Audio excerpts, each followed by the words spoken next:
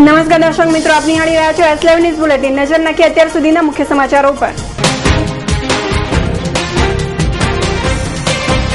કાકાની બાપાને સલાહ, તમારી સામે લડવું પડે તેવી પરિસ્થિતિનું નિર્માણ ન કરશો।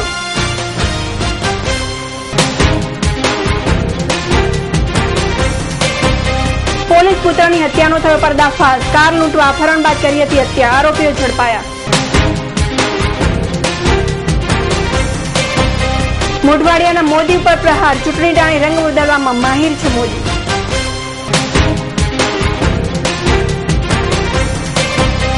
આઝાદ હિન્દ ફૌજના વીરાંગના લક્ષ્મી સહેગલને ગુજરાત કોંગ્રેસની શ્રદ્ધાંજલિ।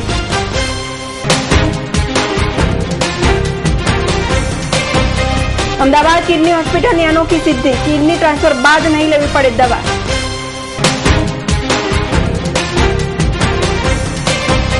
અમદાવાદ બ્લાસ્ટના મૃતકોને સિવિલના ટ્રોમા સેન્ટરમાં શ્રદ્ધાંજલિ। ભાજપના નારાજ વિશ્વ પિતામહ કેશુભાઈને હવે અર્જુન સમાજ સુરેન્દ્ર પટેલે ચેતવણી આપી છે। ભાજપના કોષાધ્યક્ષ અને ઓડાના પૂર્વ ચેરમેન અને પૂર્વ સાંસદ સુરેન્દ્ર પટેલે ભાજપના મુખપત્ર મનોગત પાક્ષિકના તંત્રી પણ છે। તારીખ 31મી જુલાઈના અંકમાં 4 ફકરામાં લખેલા તંત્રીલેખમાં કેશુભાઈ પ્રત્યેની તેમની લાગણી, આદર અને સન્માન વ્યક્ત કરાયા છે અને સાથે સાથે તેમણે એ પણ સ્પષ્ટ કર્યું છે કે કેશુભાઈ જે કંઈ બોલી રહ્યા છે તેમાં તેમનો વિરોધ પક્ષ માટે નહીં પણ વ્યક્તિ પ્રત્યે છે। સાથે સાથે તેમણે વિનંતી પણ કરી છે કે અમારે આપની સામે લડવું પડે તેવી સ્થિતિનું નિર્માણ ન કરો। તેમણે લખ્યું છે કે એક સુજ્ઞ નાગરિક પણ ન ઉચ્ચારે તેવા આપના ઉચ્ચારણો વાંચ્યા બાદ આ જાહેર પત્ર લખવા પ્રેરાયો છું। એ સર્વહિત છે કે ગુજરાત ભાજપના વટવૃક્ષનું સિંચન કરવામાં આપનો સિંહ ફાળો રહ્યો છે। કોંગ્રેસના વિકલ્પ તરીકે ભાજપને જનમાનસમાં સ્વીકૃત કરવામાં આપની છબીએ મહત્વનો સહયોગ આપ્યો છે। વધુમાં તેમણે લખ્યું હતું કે આપનો અણગમો व्यक्ति ऊपर पक्ष है, ये तो आपनो मूल विचार है। भाई हमारे लिए सम्मान्य व्यक्ति है। गुजरात भाजपा को खड़ा करने में उसका महत्व योगदान रहा है। केशुभाई आजकल एक व्यक्ति के कार्य पद्धति के उसकी नाराजगी पक्ष विरोधी हो रही है, वो ठीक नहीं है। इससे पक्ष को बड़ा नुकसान हो रहा है। इसलिए हमने रिक्वेस्ट किए, अपील किए, विनंती किया है कि आप रुक जाइए। कहीं स्वार्थी लोग आपको आगे धरकर, आगे रखकर अपना स्वार्थ साधने के लिए आगे रख रहे हैं और इसलिए आप रुक जाइए, इसे हमने विनंती किया है। वरना हमारी स्थिति महाभारत में जैसे अर्जुन की स्थिति थी कि उसको भीष्म युद्ध में भीष्म पितामह और द्रोणाचार्य के सामने भी आना पड़ा, वैसा नहीं आना पड़े, ये बाबत में हमारी खास आपको विनंती है। कई कार्यकर्ताओं की लागणी थी, वो मैंने अपने मनोगत में तंत्री लेख द्वारा प्रदर्शित किया है। मनोगत वो भारतीय जनता पार्टी का एक मुख्य पत्र है और उसमें सुरेंद्र भाई पटेल हमारे गुजरात के खजानजी है, उन्होंने एक लेटर लिखा है केशुभाई को। केशुभाई को उन्होंने बोले आप वडील हो हमारे, और वडील की वजह से भारतीय जनता पार्टी और गुजरात जो विकास कर रही है उसमें आप हाथ मिलाइए और साथ में साथ मिला के काम करिए। उन्होंने विनती पत्र लिखा है और केशुभाई और सुरेंद्र काका दोनों पुराने मित्र हैं, पुराने संघ में और भारतीय जनता पार्टी और जनसंघ में उन्होंने साथ में काम किया है। इस वजह से उन्होंने एक विनती पत्र मनोगत में लिखा है और विनती से कहा है कि गुजरात जो विकास कर रहा है उसमें आप सहयोग दीजिए। કેશુભાઈ કોંગ્રેસનો હાથો બની રહ્યા હોવાનો આડકતરો ઉલ્લેખ પણ કરાયો છે. વળી સ્વાર્થી વિકાસ વિરોધી અને ભાજપ દ્વેષી લોકો આપણા ખભે બંદૂક ફોડી રહ્યા છે. ત્યારે આપને પણ આપના કૃત્ય બદલ ગિલ્ટી ફીલ ના થાય તે માટે વિનંતી કરી રહ્યો છું કે આપ અળગા થઈ જાઓ. છેલ્લે તેમની મનોસ્થિતિ વર્ણવતા જણાવ્યું છે કે આપ વડીલ છો, સન્માનીય છો.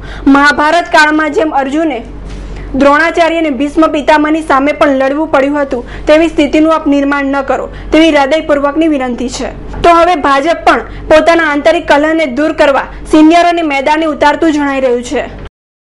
અમદાવાદના દેવાર્ક મોલ પાસે વાગદત્તાની ગાંધીનગરથી લેવા આવેલા પોલીસ પુત્ર રહસ્યમય રીતે ગુમ થયો હતો. દસ્તગીરની છાતીમાં ગોળી મારી હત્યા કરાઈ અને મૃતદેહને થાનના માલવણ પાસે ગરનાળા નીચેથી મળ્યો, જ્યારે બીજા દિવસે કાર ચોટીલા પાસેથી મળી.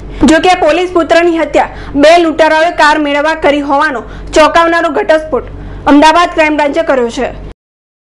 તાજેતરમાં ક્રાઇમ બ્રાન્ચ દ્વારા 13 હથિયારો શોધવામાં આવેલ છે. એ હથિયારોને હેરાફેરીમાં અન્ય આરોપીને જે પકડવાના બાકી હતા એ પૈકી 2 આરોપીઓ જેના એકનું નામ છે શક્તિસિંહ ઉર્ફે લાલો જસુભા ચુડાસમા અને બીજો છે દિનેશ એલિયાસ રામજનમ શુક્લ. 2 આરોપીઓ જે હથિયારના ગુનામાં વોન્ટેડ હતા એ આરોપીઓને ક્રાઇમ બ્રાન્ચે પકડેલ છે અને એની પૂછપરછ દરમિયાન અગાઉ ખાન પોલીસ સ્ટેશન વિસ્તારમાં એક અનડિટેક્ટ મર્ડરનો કેસ હતો જેમાં મરણ જનાર વ્યક્તિનું નામ છે દસ્તગીરી મુસ્તાક અલી સૈયદ. બહુ ચર્ચાની કેસ હતા કે આ વ્યક્તિ જે છે પોતાના ફિયાન્સીને જે કે એક મોલમાં કામ કરતી હતી એમને લેવા માટે ત્યાં જેન ગાડીમાં ઊભા હતા અને એમની ફિયાન્સીને વેઇટ કરતા હતા. તો એકલો વાહન લઈને ઊભો હતો એટલે એની બાજુમાંથી આ 2 આરોપીઓ જે શુક્લા અને લાલો એ પસાર થતા હતા ત્યારે એમને આ લોકો જે છે વાહન આ રીતે લૂંટ કરીને અને કોઈ પણ ગુનામાં એનો યુઝ કરવા માટે ટેવાયેલા હતા. એટલે એમને એકલો જોઈને એ લોકોને એમ લાગ્યું કે હવે જેન ગાડીને આપણે આમાંથી જેન ગાડી લૂંટીને અને પછી એ લોકોને રાજકોટ ખાતે એક સોનીની દુકાનમાં જેને લૂંટ કરવાના ઈરાદે એ લોકો ગાડીમાં જ્યારે એકલો માણસ ઊભા હતો એ મરણ જનાર એમને એ લોકો જેન ગાડીમાં બેસાડીને અને રસ્તામાં પછી એમને મર્ડર કરીને અને ડેડ બોડી જે છે કેનાલની બાજુમાં જેને ખાન વિસ્તારમાં ફેંકી દીધો હતો અને પછી મારુતિ જેન લઈને એ લોકો રાજકોટ ગયા હતા. રાજકોટ સોનીના દુકાનમાં એ લોકો લૂંટ કરવા માટે પ્લાનિંગ કર્યો હતો કે કદાચ ત્યાં એક જ માણસ કામ કરતો એવું એ લોકોને પહેલાં એવું એ લોકોને ધારણા હતી કે ત્યાં એક જ માણસ કામ કરે છે, પણ તે દિવસે 4 માણસો કામ કરતા હતા એટલે એ લોકો પછી લૂંટનો પ્લાન મોકૂફ રાખ્યો અને પછી વાહન પરત લઈને અને ચોટીલા પોલીસ સ્ટેશનની પાછળના વિસ્તારમાં એ લોકો જેન ગાડી મૂકી દીધો હતો. એ રીતે આ બનાવ જે મર્ડરનો બનાવ બન્યો હતો એ ખૂબ જ ચર્ચારી કેસ હતો. તો ક્રાઇમ બ્રાન્ચે જે છે એ હથિયારોના ગુનાને શોધ કરતી વખતે આરોપીને પૂછપરછ દરમિયાન આ એક અનડિટેક્ટ ગુનો શોધી લીધેલ છે અને 2 આરોપી પકડાઈ ગયા છે. બંને આરોપીઓ લાલો અને દિનેશ શુક્લા અને બંને ત્યારે ક્રાઇમ બ્રાન્ચના કસ્ટડીમાં છે અને એમની પૂછપરછ કરી અને પછી આગળની કાર્યવાહી માટે સુરેન્દ્રનગર પોલીસને હેન્ડઓવર કરી દેવામાં. પોતાની પ્રેમિકાને લેવા આવેલા દસ્તગીર નામના યુવકને અપહરણ બાદ ગોળી મારી હત્યા કરી દેવાઈ હતી. 6 મહિનાથી વણ ઉકેલાયા કેસમાં ક્રાઇમ બ્રાન્ચે હથિયારોની હેરાફેરીમાં આરોપસર પકડાયેલા રાજકોટના શક્તિસિંહ ચુડાસમા અને દિનેશ શુક્લાની ધરપકડ કરી છે. વાત કરીએ ગુજરાતના મુખ્યમંત્રી નરેન્દ્ર મોદી વિશે. નરેન્દ્ર મોદી એક ઉર્દુ સામયિકમાં આપેલા ઇન્ટરવ્યુમાં એક નિવેદન આપ્યું અને શરૂ થઈ ગયો રાજકીય ગરમાવો. જો હું ગુનેગાર હોઉં તો મને ફાંસી ઉપર લટકાવી દો તેવું જણાવ્યું. આ અંગે પ્રતિક્રિયા આપતા ગુજરાત પ્રદેશ કોંગ્રેસ પ્રમુખ અર્જુન મોઢવાડિયાએ જણાવ્યું હતું કે મત કે લીએ કુછ ભી કરેગા. મુખ્યમંત્રી સતત રંગ બદલવામાં માહિર છે. મોઢવાડિયાએ વધુમાં જણાવ્યું હતું કે નરેન્દ્ર મોદી પોતાના કોમવાદી ચહેરાને ધોવા માટે વિવિધ પબ્લિકેશન એજન્સીઓ અને એડવર્ટાઇઝમેન્ટ એજન્સીઓ પાછળ ગુજરાતની તિજોરી લૂંટાવી રહ્યા છે. ત્યારે ફરી એક વખત ચૂંટણી ટાણી નવો એક રાગ આલાપી રહ્યા છે. ગુજરાતમાં છેલ્લા 10 વર્ષથી ખૂબ સારું ચોમાસું જાય છે, પરંતુ માત્ર 1 મહિનો વરસાદ મોડો થયો.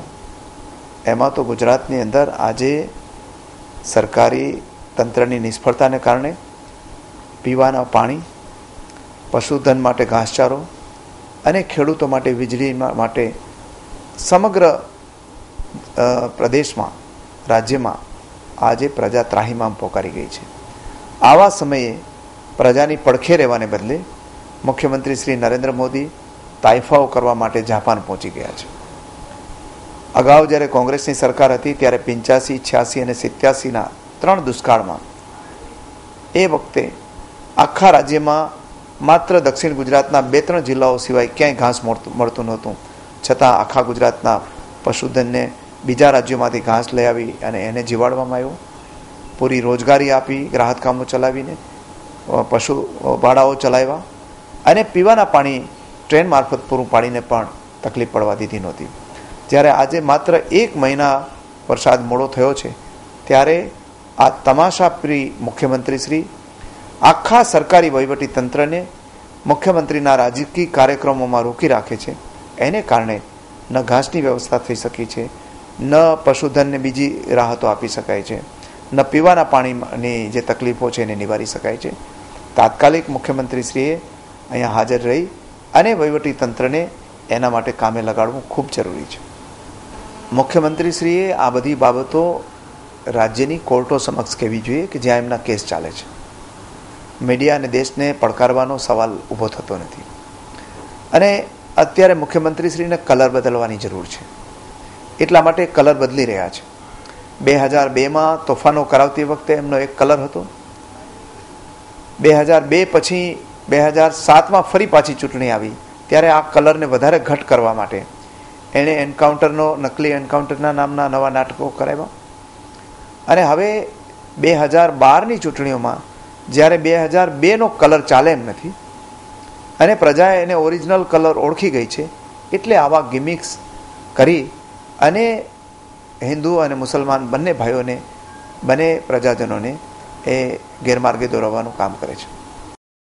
આ ઉપરાંત મોઢવાડિયાએ રાજ્યમાં વરસાદ પાછો ખેંચાતા રાજ્ય સરકારને નિશાને લીધા છે. એક બાજુ રાજ્યની જનતા વરસાદના વિલંબથી હતાશ છે, પાણી અને ઘાસચારા માટે ખેડૂતો વલખા મારી રહ્યા છે, ત્યારે મુખ્યમંત્રી વિદેશ પ્રવાસોમાં માલી રહ્યા છે. દેશની સ્વતંત્રતા કાજે સૌ પ્રથમ ફોજ તૈયાર કરનારા સુભાષચંદ્ર બોઝની આઝાદ હિન્દ ફોજની કર્નલ લક્ષ્મી સહેગલ તાજેતરમાં જ પરલોક સધાવ્યા. આ મહાન વીરાંગનાને સમગ્ર દેશે શ્રદ્ધાંજલિ આપી. 97 વર્ષની ઉંમરે છેલ્લા શ્વાસ લેનારા કેપ્ટનને ગુજરાત કોંગ્રેસ પ્રમુખ અર્જુન મોઢવાડિયા, ઉર્મિલાબેન પટેલ, સુરેન્દ્ર રાજપુર સહિતના અગ્રણીઓએ શ્રદ્ધાસુમન અર્પણ કર્યા.